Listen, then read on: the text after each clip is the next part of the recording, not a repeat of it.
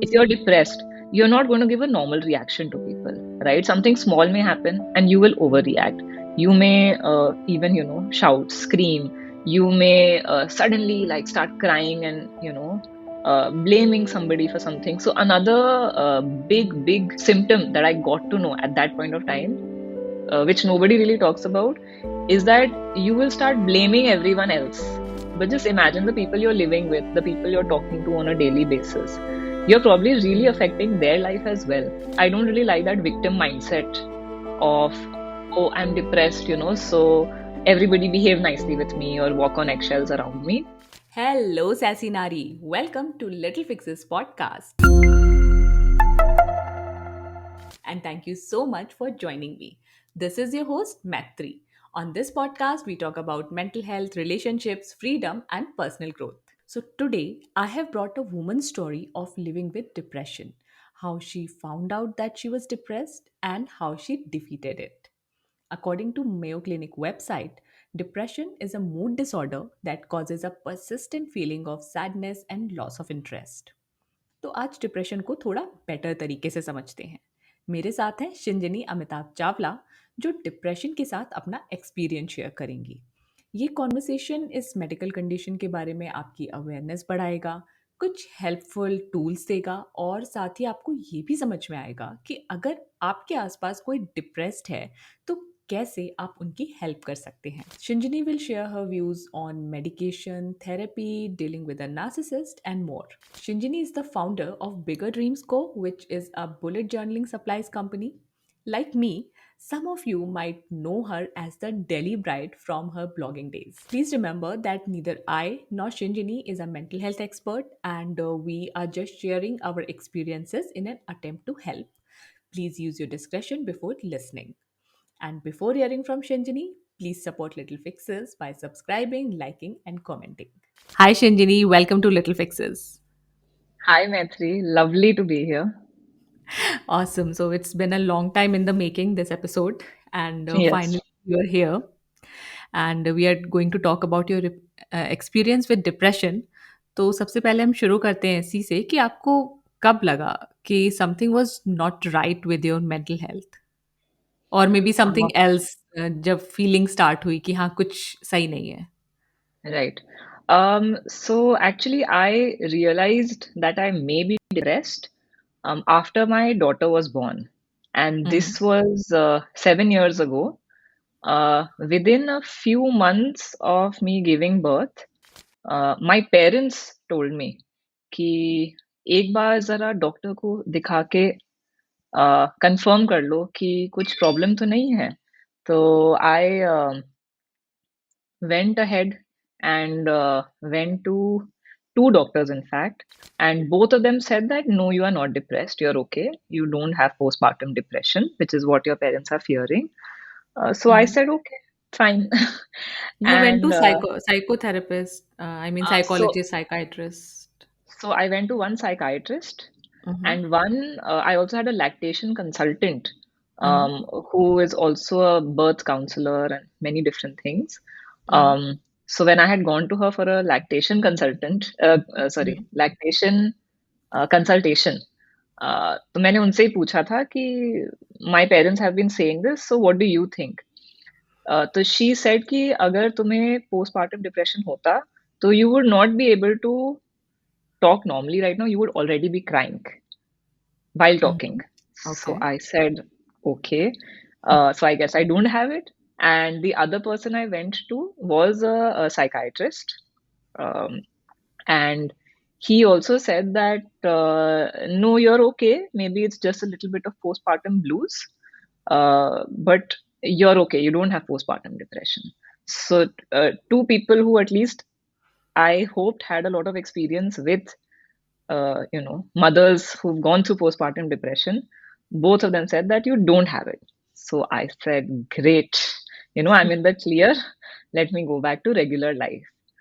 But now when I look back, I feel maybe there were some beginning signs that my parents had noticed because, of course, see, a doctor is also not God. You Right. meet them only for those couple of minutes. Now, in Mm. those couple of minutes, sometimes some of us are very good at putting on a very brave face, a very strong face, I think. Mm-hmm. And people like me are very uncomfortable crying in front of another person, to be honest. Like, Yeah. even crying in front of my own husband, although he will say कि यार तुम तो बहुत रो चुकी हो, but I will still say that for me it's an extremely uncomfortable thing to do in front of other people. Hmm. So I do think that, yeah, maybe the signs were there. It was starting back then, but they were not able to spot it because, again, like I said, they only spend a few minutes with you, and some of us are really good at, hiding what's going inside. Yeah, and I agree on the crying part also because Mm. I cried in therapy after maybe 5, 6 sessions or later, and my therapist was very happy when I cried. She was like, "कि finally you have let yourself go." तो it's not Yeah. easy to cry और सिर्फ रोने से हम पता भी नहीं कर सकते कि किसकी mental health कैसी है, right? In fact, I feel like by the time I was diagnosed with postpartum depression, by then things were so bad, honestly, that हाँ, like इतनी हालत खराब हो जाए कि आप बात करते-करते रोना शुरू कर दो, तो Mm, I just felt like why did we wait for it to reach that bad a place? But anyway, it is what it is. So, mhm, many more months passed by, and then it started to affect my life in a more serious way, where I started to lose interest in my work. At that time, I was working somewhere else, and I had a full-time job. I had, I think by then she was maybe 7, 8 months old, my daughter. I used to go back and forth between office and home to breastfeed her as well, which a lot of people told me that maybe you need to stop that. It's too much for you. But if you ask me, I didn't feel like that was too much. I felt quite comfortable because I feel to each person it's different what they can handle and what they can't handle. So that mhm, was quite comfortable for me. I was okay with it. I was able to work, but at one point of time, I was losing interest in work very rapidly. I felt like I was not able to perform. I was in a very senior position, so nobody else would, maybe come and look at my work that closely. So maybe they didn't realize, but I definitely realized that I'm not able to perform at work. Interest is gone. Crying definitely was happening more easily, which is a more common symptom that people look out for. But also, I was getting short tempered. My tolerance levels for a lot of things was very, very low. And I felt like, um, trying to remember actually, because it's been quite some time since I was in that bad a state. Um, but yeah, nothing felt really good, to be honest. Not much felt good at that time. Um, and again, I didn't notice all of this. I was just going through, the daily routine of life. But one day it was my dad who called me up and he said, "Look, I'm coming to pick you up. We'll go out for a quick bite. Leave your daughter at home. Don't bring her. Just you and me. We'll just go out for a quick bite." I said, "Okay." So I went with him. And what I realized was that he and my mother had spoken to each other and realized that something is really not right with her. And they wanted to express it to me, but my mom knew I would resist if it comes from her. mhm, So they were very smart about it. They sent my dad because they knew I would be more receptive to what he had to say. And he sat with me and he told me that I don't think you're doing okay. This is not you. You are not like this. You're not behaving in your normal way. Because obviously, I mean, they're my parents. They've seen me since I was a kid. So they know, what I am like. And they both told me that your base level is very happy. Like who you are at your core is happy. Um, and we can see that you're not happy and you're not behaving in your normal ways, right? So, in this aspect, I feel a lot of times somebody is, let's say, behaving badly, right? Because mhm. if you're depressed, you're not going to give a normal reaction to people, right? Something small may happen and you will overreact. You may even, shout, scream. You may suddenly like start crying and, blaming somebody for something. So another big symptom that I got to know at that point of time, which nobody really talks about, is that you will start blaming everyone else for everything. You will not be able to take any accountability because you're so helpless that you feel सब कुछ किसी और की गलती है. And in fact, sometimes you get fixated on one or two people that Mhm. see what they are doing, what they are doing, what they are doing. So this is something which I feel is not a very talked about symptom of depression, but you may end up finding one or two, should I call them target people. A lot of times, Mhm. of course, they may actually be causing problems in your life as well. But the thing Mhm. is, if you are in a stable state of mind, you can realize that, okay, if somebody is causing issues in my life, I can have a reasonable response as well, right? Like either I address it with them reasonably. If suppose the person at the other end is not being reasonable, so then I can understand, acha, either I need to cut off from them, or I need to maybe interact with them lesser, or I can take some action to make some sort of change with regards to how much this person is in my life or how influential they are in my life. But when you are depressed, I feel you sort of hand over your power to somebody else, Mhm. because you yourself feel so powerless that you don't know how you can handle it yourself. So you start expecting the people around you to behave a certain way so that your mental state is maintained. But that's not feasible.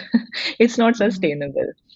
So Mhm. I felt that at that point of time, um, if somebody is behaving wrong in a bad way, the people around you may sometimes also say that, acha, okay, maybe she's going through a bad phase, a tough time, so they allow the bad behavior. But the thing is, there has to be a day when even they say that, okay, enough is enough. you know Mhm. Now you need some help, because we as your family are not going to just sit and take all of your bad behavior knowing that you're not doing well. This is again something which I feel people don't realize, that when somebody is depressed, it's not just them who's affected. Yeah. Imagine my husband. Mhm. you know Child to chalo, she was too small then to really know what's happening, but just imagine the people you're living with, the people you're talking to on a daily basis. You're probably really affecting their life as well. So after a point of time, it's I don't really like that victim mindset of, Mhm. oh, I'm depressed, so everybody behave nicely with me or walk on eggshells around me. For a while, yes, everybody does try to be supportive, which is great, like if you are able to find that, where people are supportive, they try to be a little more sensitive towards you, etc. But I feel that also needs to have an end date. That can't be कि अच्छा चलो अब ऐसे ही behave कर रही है तो 2-3 साल तक ऐसे ही behave करते रहे. That's not okay. Mhm. Yeah, that's Because not I okay. And but when your Yeah, father told this to you, yeah, then did you immediately reach out for help? What did you do? no. So when he said that to me, it struck me as, okay, dad is saying this, must be serious, must be real. Because he and I have a very, sort of clear kind of relationship, and there's not too much fluff that we talk about, if I can put it like that. So if he's Mhm. saying it, well, it must be serious. So I think I took it seriously that day. Ki really something must be off, right? And he, of course, told me that, listen, there's medication as well that can help you if you're not able to do it yourself. But we feel that you really should, seek help now, because we feel it's becoming a problem and you don't want to live your life like this. So he is the person who made me aware that something was off. But no, I did not like that evening or the next day go up and call up a doctor. It took me a few days, maybe a few weeks even, to wrap my head around the news that I am not okay. Very hard to admit it to yourself, Mhm. because we want to tell ourselves that, no, but I am strong, I am not that weak person, how can I be depressed? Very, Mhm. I think, normal thoughts for anyone. And you keep convincing yourself as well ki, no, no, I'm okay, just today this thing happened, that's why I reacted like this. But that thing, then you have an excuse to feel bad, but every day. And if you think about it, but actually that is life, na? That every day something or the other might happen. And it's your Mhm. choice how you react to it. But when you're depressed, you don't have that choice. You end up reacting badly because life will keep coming at you. Life is not suddenly going to become pleasant 24/7 for like a whole month, right? To help you recover. Life will be life. But when you're depressed, everything gets to you. Everything gets to you. I must So, give it to your parents though for yeah, figuring out and for being so open and so understanding that yeah, she's going through these issues. So yeah. you then reached out to a mental health professional. Yeah, so I think maybe a couple of days or a couple of weeks later, I went to a couple of different doctors because I said, okay, now Mhm. they think this is the case, so I have to get diagnosed, right? So I went to one psychiatrist who said some really absurd things, and I said that, I mean, this is not suitable. Sorry, not a psychiatrist, a therapist I went to first. Mhm. Um, and she said some absurd things. So I said, okay, this is not the right fit for me. This is Mhm. another thing, right? That you have to find who uh, is a good fit for you, I think. Yeah, yeah, we'll Then, discuss that too. Yes. yeah. And then I found another psychiatrist then. I Hmm. went to them, and the same one I had been to Earlier. in Okay. month three after my daughter was born. Yeah. I went to him this time, and this time he said that, yes, you are depressed. Hmm. So I said, okay. So I said, what's the plan of action then?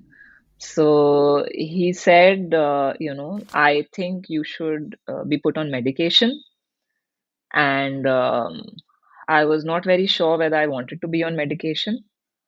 Um, and in fact, I went to one more psychiatrist then, um, who also said that, yes, I think you should be medicated. But the other psychiatrist said that if you're really against medication, right? Because I was not very sure what medication is like, how my Hmm. body would react to an antidepressant, what I would feel like. It was all new territory for me.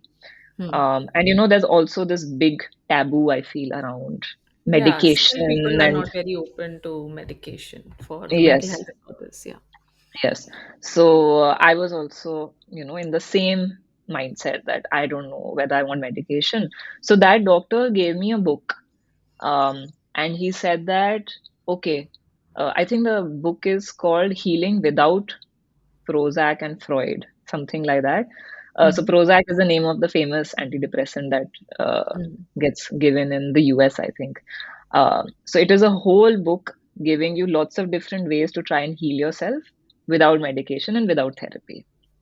I read the whole book. It was amazing, very, very helpful. Gave me a lot of insight into, what are the alternative ways to heal from depression and also what are the different sources of depression. It did give me a sense of that as well. But once I finished the book, I realized that all of these methods would take a long time to recover Hmm. from depression. And by then my daughter was, let's say, I think maybe 9 or 10 months old. And I said that, but her crucial first 5 formative years are here right now. They can't be delayed. Hmm. Yeah. um, so I just felt like, suppose it takes me 1, 2, 3 years, to get out of this using all these methods.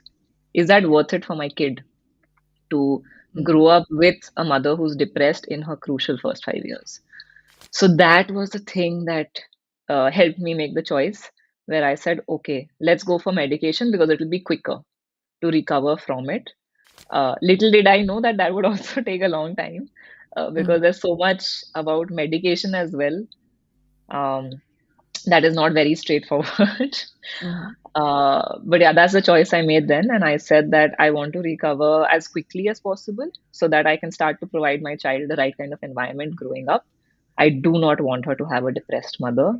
That's the last thing I wanted because even during pregnancy and after she was born, I feel like I did, a lot of first time mothers, they do every single thing they can to make it as perfect as possible for their kid.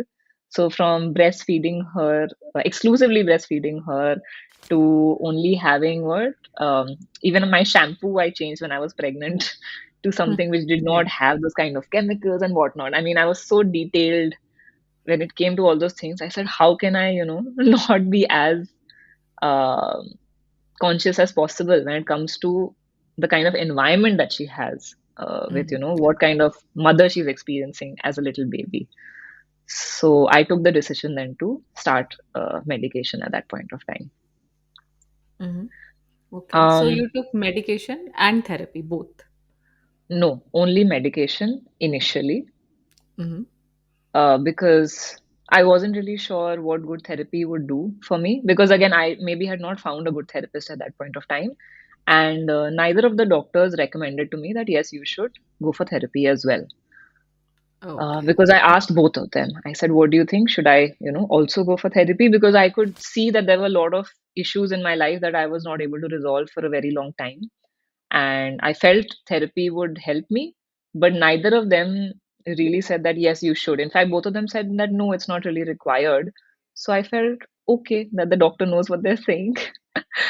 So I didn't go for therapy. I just started on the medication. And now, when it comes to the medication, so firstly, I was lucky that I didn't really have any significant side effects with the medication. It did suit me. So the doctor generally, puts you on a small dose and slowly increases it to a place where they feel it, is optimal for you.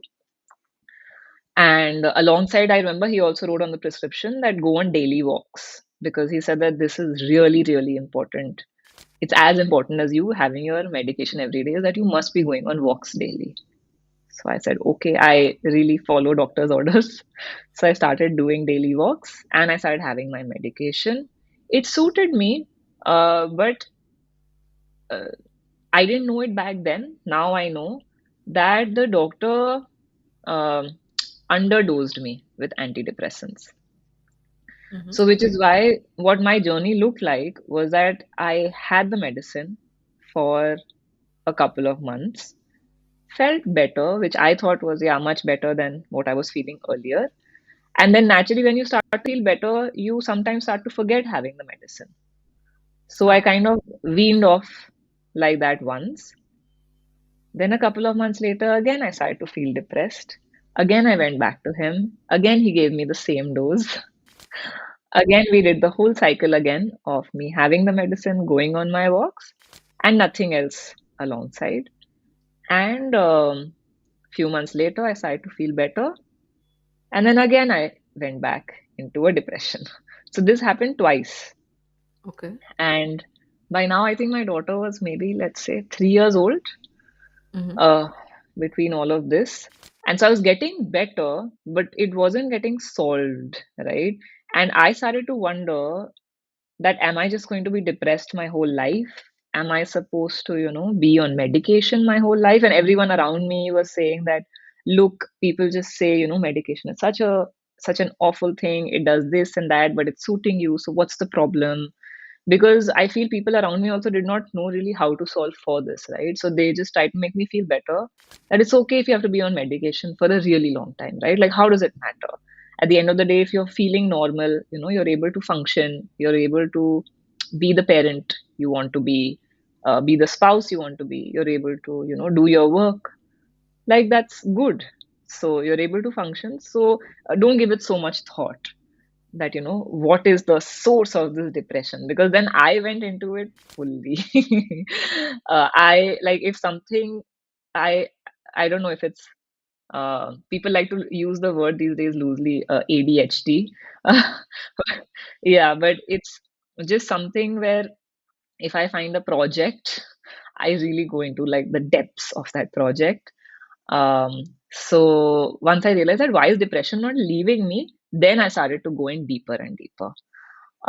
So I started to figure out that, okay, maybe I need therapy alongside. The doctor's not prescribing it, but I should go and get it for myself. So I tried a couple of therapists, found one that I liked. I, in fact, went to her for, I believe, 3, 4 months.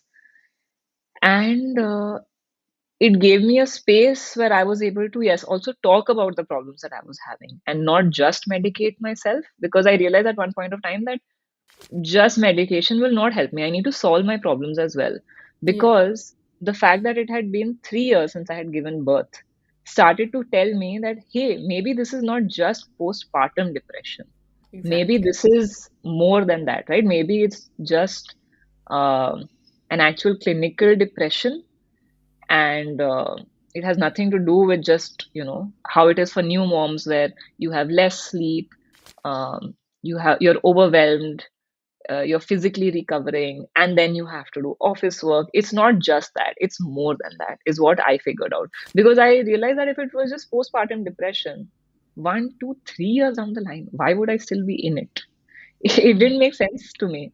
So I realized that, okay, maybe, in fact, I read a book much later, which detailed out again all the different reasons why people get depressed. And that was an eye opener for me, that book. Because there was one part where the author talks about how, and this is an author, by the way, who himself said that he was an antidepressant since he was maybe a teenager. Okay, and which And book was that? Lost Connections is the book. It says uncovering the real causes of depression and the unexpected solutions. Mhm. So this book really goes into the depths of what happens to people and why do they get depressed. And there was one section which I read, which I related to, I mean, so clearly that I felt like, okay, I found at least one of the reasons why I got depressed. So it says that it's not always, that something big and traumatic happens to you and that pushes you into depression. That book said that what happens is, for a lot of us, there are small things happening daily or very regularly in our lives, small things, but they keep happening consistently over an elongated period of time. And so you are sort of reaching a place in your head where you're primed for depression now. Because, Mhm. little by little by little, some little things are happening which are not right for you, which are not good for you, but they happen over such a long period of time that eventually, mentally, you've already sort of broken down up to a certain point, but you've not gone over the edge yet. And then one major thing happens and you get pushed over that edge. So I feel that I was already undergoing a lot of things before my daughter was born, and her birth and the, uh, that first year of, having a newborn, the sleeplessness, maintaining a full-time job alongside, all of those things put together, that is what then pushed me into the off the cliff, if I will say, if I can call it that. So that Mhm. pushed me off the cliff, and then I fell into a deep depression. But I was basically getting primed for it for years before that. Slowly, slowly, slowly. The little things that that you don't like, that are bugging you, irritating you, that you feel this is not happening, the way that I need it to happen. And then you just keep ignoring those things because you say that, okay, theek hai, matlab, life is going on, I'm okay. So you don't address those matters. And but because they happen so consistently and so frequently over such a long period of time, that after that one even small traumatic thing that happens, like giving birth, it's a big life changing event, you are more likely to then go into a depression than not, much more likely. So I feel that is what happened to me, and I found a lot of relief in my system once I realized that. You Because realized that then, on your own, and while yes, you were working with a therapist and was also taking medication from another psychiatrist. so no, so at that point of time, I had not started therapy yet, Uh-huh. but I don't recall now whether at that point of time I was having medication or not. But I was reading that book Okay. because I wanted to get to the bottom of this. Because I said that, why is depression happening to me over and over again? Why am I not getting out of it? Hmm. Um, and once I realized that, then I started to look at my life, because before that, honestly, I wasn't looking at what's up with my life that's causing my depression. I was just assuming that, okay, you had a baby, you have postpartum depression, you'll eventually start to feel better. I wasn't really actively doing anything other than going on walks and having my medicine. Um, and so now I feel like if somebody asks me, okay, I think I may be depressed, I feel like I can give you a very clear cut, a plan of action of what to do. But at that point of time, I felt it was a huge struggle to figure out, you know, when to go to a therapist, if I should go to a therapist, which type of therapist, medicine, yes or no, what is the cause of it, how will I solve for it? Because everywhere I looked, the most overwhelming thing for me was that I don't really know too many people who went into a depression and then got out of it. So that was very, discouraging. Where I kept thinking that, am I just supposed to do this for life? Am I always just going to keep running around in circles, having medication, going for therapy? Like, is there no end to this? Because again, like, I don't know how, the rest of the world is, but for me, I kept believing what my parents said to me, that you're at your core, you are a happy person. You are not like this. So I kept that belief very strongly in my head that, okay, they know me maybe better than I know myself. And if I have been unhappy for a long time, that's not who I really am. And I feel that that thought was, sort of my, like, if you're drowning, there's one floating device. So that was the floating device I held on to. That, but Mhm. at my core, I know I'm a happy person. So that belief, I think, kept pushing me to try and figure out कि भाई problem है क्या? Where Uh, does the problem lie? How can I solve for this? So then when I went to therapy, if you ask me, I would say I had an awful experience. Like, I felt this is great because it's the first time I was really going to a therapist, for so many months. And I used to vent. I used to say this happened and then this happened, and she would hear me out. She was not judgmental. I found like a place to go and say exactly what was on my mind. Um, which, a lot of times you're afraid to say what's on your mind, because you don't know how people will take it, right? So with her, at least that way, I felt like, okay, I have a safe space. I can say whatever is on my mind. I would say everything to her. But again, now looking back, I feel like she literally in front of her eyes, I went from okay to bad to worse and went back into another round of depression. And she had no clue. Like, uh, so other than the safe space she provided me, which I felt was great, but there's another thing that therapy does is that unless you're actually solving for the problems that you're talking about, it just becomes a pure vent session. And then it also becomes like where you are focusing on just the problems in your life and you're just focused on that, because at the end of the day, if you are a healthy person mentally, you spend some time talking about your problems, sure, solving for it. But then you also spend a lot of time talking about, what's good in your life. But I felt that with her, unfortunately, I was able to weekly go in and the whole week I would collect data in my head. What all happened this week? So I can go and vent about it somewhere. So that was not helpful at the end of the day because I was really not given any solutions mhm. on how to address it. And I think maybe she was quite a young therapist, so maybe she didn't have the experience, uh, to help me figure it out. Because eventually, what I realized was that I was, um, like, what I was dealing with was things that maybe somebody who's really experienced in those particular things of human behavior Mhm. would be able to pinpoint and help me through it. But maybe she was not the right person to do that because she did not have the right experience. And in Mhm. fact, she would keep telling me to put myself in other people's shoes to understand, why they are saying things or doing things, which, if you're talking about, a reasonable person being at the other end of it, that still makes sense. But unfortunately, I realized much later that what I was dealing with was narcissism. And somebody was basically, like, my therapist was basically telling me that, okay, step into your narcissist shoes and try and see from their perspective. And but it didn't make any logical sense because I don't know if you know about narcissism, but it is not reasonable. There is not an iota of understanding. It's just not normal human behavior. Yeah, and narcissism has also become a very popular term in pop culture, but a lot of people don't understand it. छोटी छोटी चीजों को narcissism बोल देते हैं कि अच्छा वो अपने आप को importance देती है, वो अपने Yeah, लिए खड़ी होती है, तो वो narcissist है.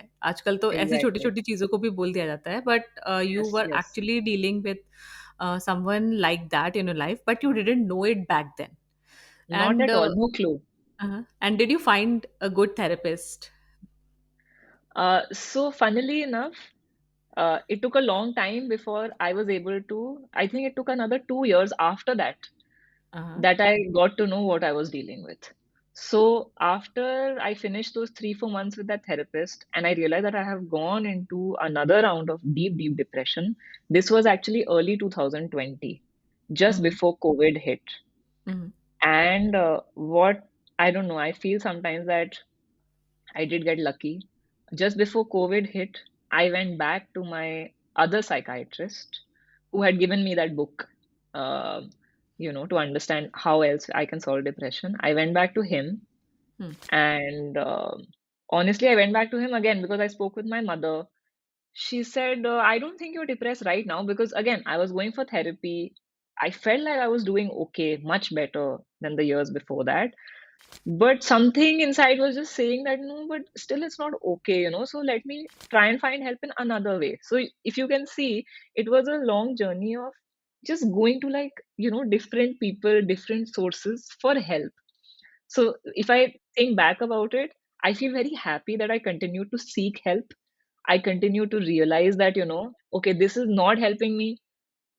Let me not consider it a failure. Let me then try something else, because I think I was literally desperate to get out of depression. Because So you again, went back to that therapist who was giving you medication. the psychiatrist. Acha, So okay, this, sorry. so Psych. this, so basically, I've had one therapist and two psychiatrists. Mm-hmm. The therapist was only that one who I went to for those 3, 4 months. Didn't realize what was happening. A psychiatrist, one had underdosed me, and so I had gone back into depression twice. And now I went back to the first psychiatrist Mm-hmm. who Got it. had given me that book. Yeah. So I went back to him and I said that, look, I don't think I'm depressed because I'm functioning normally. There's, uh, nothing really wrong. I'm interested in my job. I'm doing my work. I'm not, losing it over small things. I'm not crying unnecessarily. I'm, I think I'm doing okay, but there's still something which I feel like is not addressed. So I feel like I'm still not completely okay. So help me out, what's happening? And even my parents at that point of time did not think that I was depressed anymore. They said, we think, yeah, it's okay. You're functioning. You're okay. So just go, ठीक है एक बार बात कर लो अगर तुम्हें लग रहा है कि अभी भी it's not fully okay. I went to him and he told me, you're still depressed. And I said, how is that possible? Like, I feel okay. My parents now, the ones who told me you're not doing okay, they also think I'm okay. And then I realized, he asked me these two, three questions, which when he was asking me the questions, I was realizing, oh, shoot, what does this mean? And they were simple questions. He asked me, how are you sleeping these days? I said, yeah, not very well. I'm somebody who, loves my 8 hours of sleep and gets it no matter what. And by then, my daughter had also grown older. So she sleeps through the night. In fact, she luckily slept through the night quite early on. So I said, I'm getting enough. Matlab, I normally sleep well, but recently, thoda sa, I'm having a little trouble falling asleep and being asleep for too long. And then he said, and what about food? I said, I maybe, yeah, not eating too well, but I think that's because, both the things is because I think I fell sick recently. I had a cold and cough. So I think it has to do with that. It's हाँ थोड़ा थोड़ा मतलब हाँ थोड़ी भूख कभी कभी थोड़ी कम लगती है. And just I think with these two things, he said that, but you're still depressed. Because at that point of time, again, I didn't know. Later, when I think back, I realized that yes, actually, every time I had gotten like really depressed, these two things did get affected quite a bit. That I would not be able to sleep 8 hours peacefully. It's like you'll wake up at within like 5, 6 hours, and you just because you're not relaxed. So there's some sort of anxiety, stress going on, which is keeping you awake. And the other is food, which again, because you're depressed, food doesn't feel so tempting, you know. So you eat, but not your like usual, whatever your usual amount is. So these I felt were smaller signs which everybody had missed, including me and my parents. But he said, no, you're still depressed, and I'm writing you medication. And he said that I am telling you now why it's happening again and again is because you have been underdosed. So he said, like when you have an antibiotic, if you're supposed to have 625 mg and your doctor gives you, let's say, 375 or 500 mg, you know that infection, it won't go away. Mm-hmm. So he said, then you'll keep falling sick again. He said, that's exactly what's happening with you. You're being underdosed. So it's not addressing your infection, so to say, fully. You have to have the optimal dose. He's actually also a family friend, this psychiatrist. So he said, I was thinking that you've gone to a psychiatrist. I don't want to get in the middle of it. You've obviously spoken to him in detail. So I didn't say anything all these years to you. But now that you have come to me for help, I'm telling you very clearly you've been underdosed. Here's the right dose, the optimal dose for an antidepressant. Take it continuously for many, many months and keep updating me how you're feeling every single month. I said, Okay, okay. again, no therapy. No, Uh-huh. Okay. at that time, no therapy. And honestly, the fact that I fell back into that depression really put me off therapy only. Because at that point of time, I said, what is this? Like, I didn't get any sort of help. In fact, the opposite effect seems to have happened. So I'm not interested in therapy at that point of time of my life at all. At that point of time, I started having the medicine, and I didn't question it at that point of time. I just didn't. I just said, okay, I'm just going to have it. Let's just see what happens. And over the next 18 months, I had that medication, and every month I got better and better. Like, Mhm. you would not believe. And I honestly did not know I was so deeply depressed that I needed 18 months of that medication daily. And it was after 18 months of having it that I started to feel completely like my old self again. Completely. Mhm. So I feel like that tells me how, deeply depressed I was. And I was so clueless. Because the last time I felt like that was my early 20s, maybe. And at this point of time, I was in my early 30s. So I felt like maybe for the last, whatever, 7, 8 years, I've not felt normal and I had no clue at all. Mhm. So the medication was like God sent. It really, really helped me. Um, and I didn't look left, right, didn't question it, didn't want to know anything else, to be honest. I said, this is working, let me just continue. So But there then, yeah, must have after, been follow-up visits also, of right? course, yes. So I Mhm. kept speaking to my psychiatrist, Hmm. kept telling them how I'm feeling. And so he also kept encouraging me that, okay, then please continue the medicine if it's working. Working means that every month I would feel more like my old self. So every month I would look back at the month and be like, hey, I feel even better than I did before. And then after 18 months, I finally felt completely normal again, if I can call it that, where I felt now my mind is completely stable. I can function at my, at full capacity. Um, I am not reacting weirdly or like, overreacting, if I can call it that. I'm not overreacting to anything. And yeah, I'm feeling good. So that's how long it took. Then you went off medication, the doctor suggested. No. So then so now that I'm feeling normal, now we come to what caused the depression. Because Uh-huh. it was never about a chemical imbalance or anything like that, right? It was circumstances that had gotten me to that place. So then, now that I was fully functioning, I started to take matters in my own hands, if I can call it that. And I started to address what the actual challenges were in my life. So then I started to make big changes in my life. Mhm. Because I said that, okay, I am fine right now because I'm having medication. If I remove the medication, I can see very clearly that I will go back to where I was because my life has not changed at all. It is only Mhm. the medicine that has helped me till now. So now Mhm. we make the life changes, and those are the hardest to make because then you have to dig down, you have to dig deep and see what is the problem. What is it that is, troubling me? What is it that is making me unhappy? What is it that will make happiness sustainable for me? So that requires a very deep look inside your own self. And of course, I took a lot of help at that point of time from different courses, um, Mhm. different people to get that help. So I did speak to another therapist, maybe just 2, 3 sessions I had with her. And after that first session only, she told me immediately, you're dealing with a narcissist in your life. And this is exactly what your life is going to look like if you continue things as they are. Just 1 hour, that lady told me. I was, and that point of time, again, I did not know what narcissism was. So I said, okay, I tried to Google it, didn't really understand. But eventually, it was a friend who had to deal with a narcissist in his life who showed us Dr. Ramani's videos on YouTube. Mhm. She is an expert in narcissism. Mhm. And when we saw those videos, I said, okay, this is what I'm dealing with. This is what it means.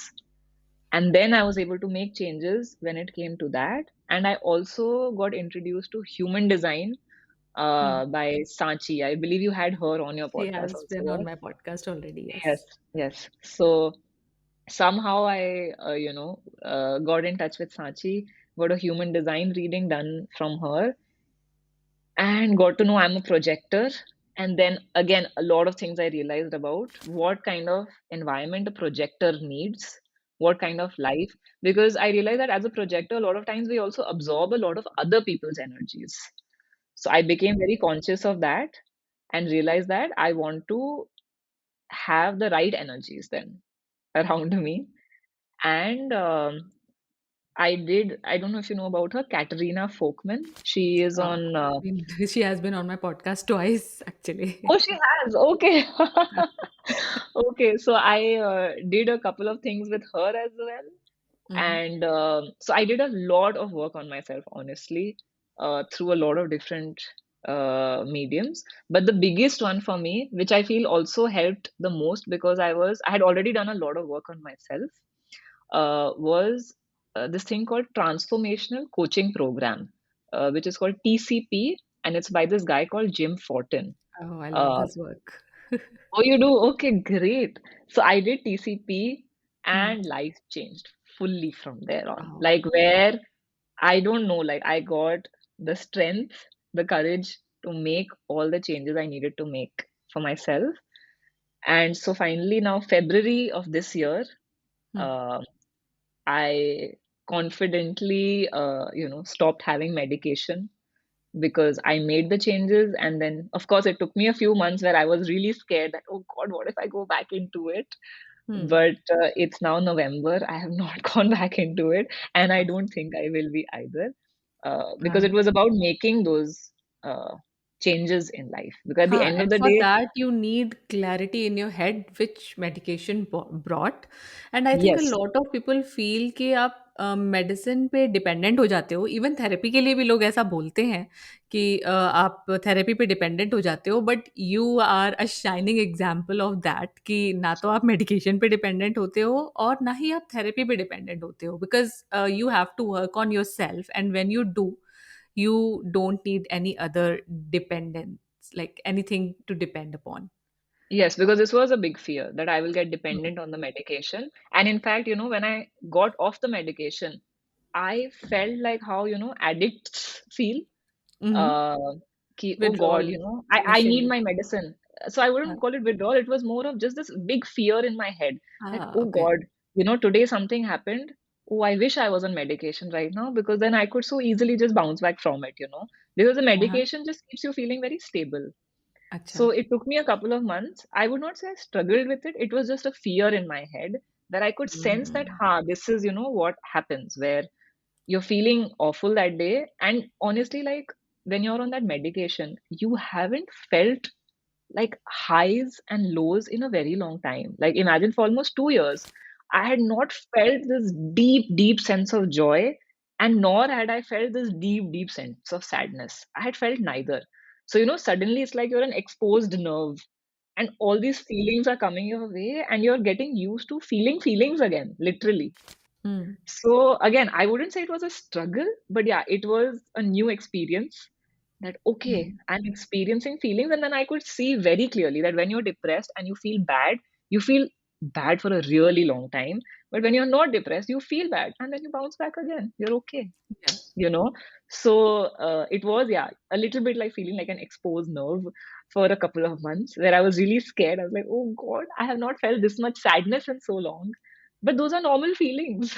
And I was scared of Exactly. all those normal feelings. And then when, I was able to feel that big joy again, I said, wow, Yeah. man, I've missed this. I've really missed this. So yeah, it Wow. becomes a lot of, you accept life as it is and Mhm. you find your tools to, uh, you know, bounce back whenever you feel bad. So now I have like my set of tools also ready. Like I have my meditation when I need it. So before that, if I didn't go for a run and if I didn't meditate, my day would be bad, right? This is Mhm. when I'm depressed and on medication. But if I don't also meditate and go for a run, I would feel bad. But once I'm no longer depressed, honestly, like working out anyway, you should work out. But what I mean is that I was no longer working out now to feel good. Mhm. I work out because I want to take care of my health, and that's it. My mood that day is not so dependent on whether I meditate or whether I work out. So that I feel is the true definition of okay, you're not depressed anymore. Okay, so you do meditation, you move your body, and any other practices that you do, maybe journaling or something. Yes, journaling is a very important one. So whenever things get very cloudy in my head because I'm overwhelmed, too many things are coming my way, I sit and I just do like lots of writing of whatever's in my head. In fact, one of the things I feel that helped me survive Mhm. and be more functional than I would have been all those years while I was depressed was bullet journaling. Mm. Because it is a system that was created by a guy who had ADHD himself.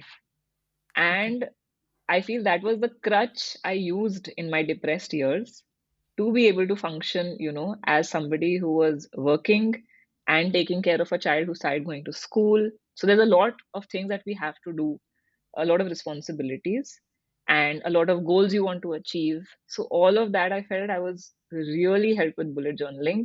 And then, of course, like I said, whenever things get too much, just sit and write it all out on paper or call up a friend who will not judge you. Mhm.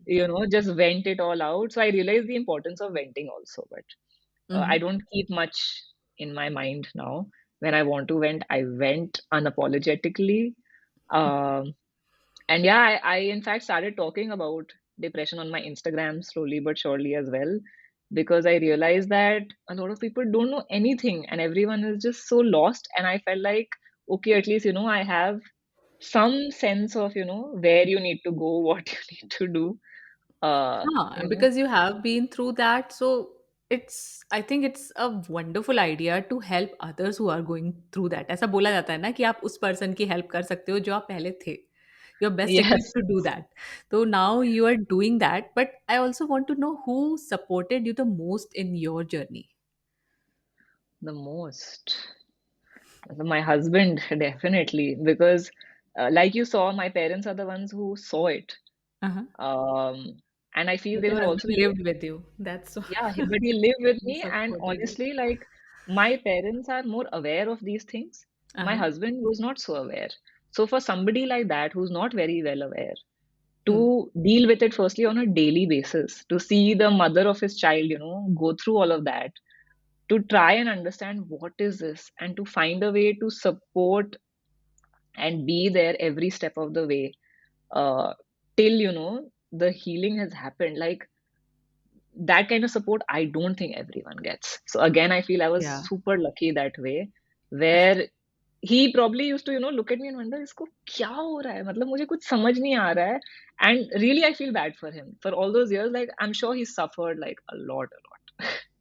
It's not But easy in being the his spouse of a message to depressed. Yeah. Aman wrote, "My wife is my hero." That so I mean the support and everything that he did for you in these years. I think a lot of appreciation goes to him also. Definitely. I mean, if you ask me today, could I have done it without his support? No way, no way. You need that one person with you through thick and thin, what they call, Yeah, and very, very required. Yeah. Because if your and husband also, doesn't uh-huh. understand, then it's Yeah. just, I mean, what will you do? Who will you go to? Yeah, so you leave the husband there. You know, like, but you have to have that kind of support. Otherwise, how will you get out of it, right? I mean, we are not lone warriors in the world. We need We are not, yeah. support around us. Yeah, So yeah. you got support from your parents, from your husband, but were there any people who discriminated कि इसकी mental situation, इसकी mental condition ठीक नहीं है, तो फिर there has to be some problem with her, let's stay away from her, जैसा अपने यहाँ stigma होता है mental health को लेके taboo होता है कि therapy में जाती है, अच्छा anxiety के लिए, depression के लिए दवा लेती है, तो ऐसा भी आपने कभी face किया? So honestly, I don't know if it's because I'm not very perceptive of other people's opinions or their feelings towards me, but I felt like I did not face that. अच्छा, awesome. Maybe because I move around in, circles where people are okay talking about it, or at least they were very open to it. So even Mhm. at my workplace, when I spoke about it, in fact, one of the jobs I left because I told them that, look, I've been diagnosed with depression. I'm no longer able to function Mhm. working. So they understood. And so that even I was surprised by that, you know. My friends were very open. Again, many of them have not faced depression, so they had no clue, but they all were just there. I didn't really feel, you know, even a single person in either of our families who really discriminated in a way, where they made me feel like, oh, you're depressed. It's like not a good thing, or like, what are these weird things you're doing? No, I found support from everywhere where they said that, okay, you're going to a doctor. Okay, sure, go to the doctor. You're having medicine. Okay, have your medicine. Like, do Mhm. what it is that you need to do to, get better. Okay, I so was very you lucky got that very way. lucky that way, yes. And Yes. Shinjini, do you also have any inputs on how can we help someone in our maybe immediate circles who is going through depression? So one thing, like I said, was if you see somebody not behaving like their usual self, right?